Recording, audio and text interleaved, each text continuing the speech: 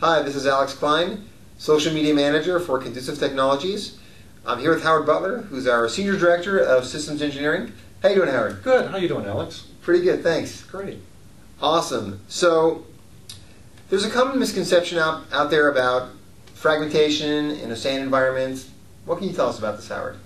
Well, I do believe that there is a disconnect between the storage vendors and what they describe as fragmentation and what's happening within the host or guest environment dealing with Windows and the fragmentation that occurs within Windows.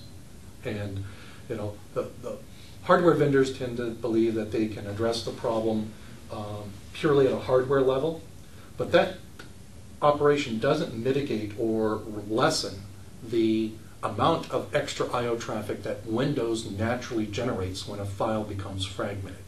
So as a result, if Windows is fragmented, it is generating extra I/O traffic that has to be passed from the guest system to the host, from the host across the network to whatever type of network storage device, whether it's a SAN or NAS type of environment.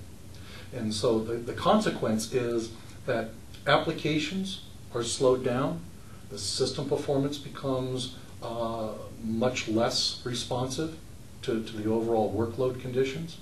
And so what has to be done is that you do need to address fragmentation at a Windows level, because that's where your application lives, that's where it resides, that's where the application passes the request that it needs to read or write data to the NTFS file system and then travel its path all the way out to the storage.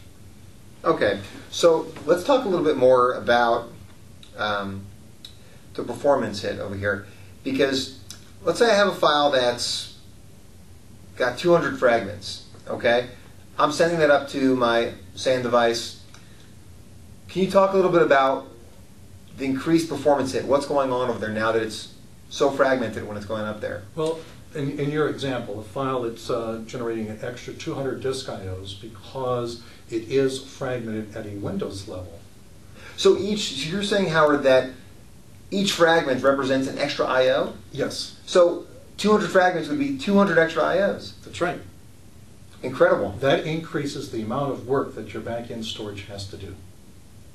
So anything that we can do to lessen or reduce the amount of I/O traffic that Windows generates is actually a very positive thing for the host system, for the network, as well as for the back-end storage. So we make all the other components work better and more efficiently than they would in the presence of fragmentation.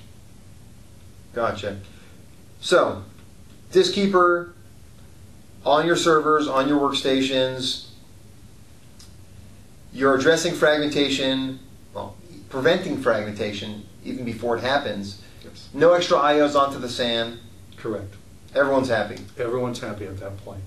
This does not incur any added overhead for snapshots, data deduplication, for copy on writes, or any type of tiered storage environment on the SAN, because we've prevented or kept the Windows environment, kept the Windows file system from generating an extra I/O in the first place. Awesome. Hey, thank you so much, Howard. I really appreciate it. Great. Thank you very much. Thanks for watching.